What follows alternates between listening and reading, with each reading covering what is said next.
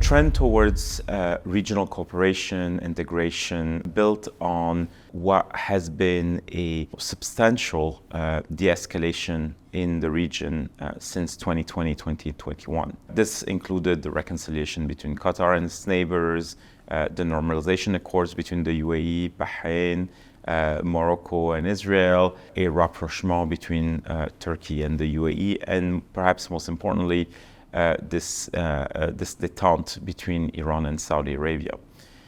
In parallel, conflicts have been frozen in Yemen, in Syria. So all this provided a basis and perhaps an illusion for greater regional cooperation, because that de-escalation, I would argue, was always thin, tactical, bilateral, unstructured. And the possibility of conflict shattering this was real all along. So this latest war between Israel and Hamas could be that conflict that upends everything. However, at the moment, because of the stakes, because of the cost of an all-out war are so great, I think regional actors have had an interest in sustaining that de-escalation among them, only to avoid that worst-case scenario. So in a weird way, it's holding up.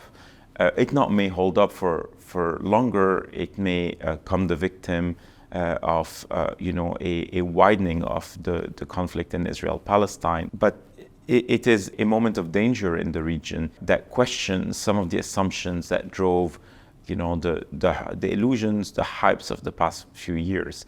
You cannot make progress if conflict is not addressed. You cannot make real progress if you don't look honestly at the worsening economic and political trends in a number of countries. The risk of seeing that conflict widen and engulf Lebanon, Syria, possibly more, are serious. We already see significant military activity on many battlefields in Iraq, in Syria, in Lebanon, Yemen. So this has already a regional quality to it. However, it's staying under the threshold of all-out war. There's a lot of tit-for-tat harassment attacks. Numbers are still relatively small, number of killed and injured fighters, but something is definitely brewing. This is why actually regional diplomacy has gone into high gear, because the fear is that if it expands out of Gaza, if it hits the West Bank, if it hits Lebanon, then suddenly it becomes much harder to contain. So you do your best to contain it to Gaza and then try to de-escalate there. The Gulf states definitely have a role to play. Some of them have relations with Israel. All of them are traditional partners of Western powers who are in turn very supportive of Israel at this moment. And the Gulf states are important backers of Egypt and Jordan. So they have a role in the current diplomacy.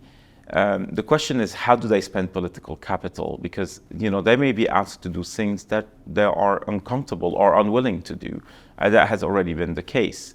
I think they're more interested in providing incentives to make a political package that leads to a Palestinian statehood. They're not going to brandish coercive tools as they had in the past. No one is talking about the Gulf states imposing economic sanctions, a null embargo, or breaking relations with Israel for those who have those. So it's very difficult to calibrate at this moment, but this is certainly what they're trying to do.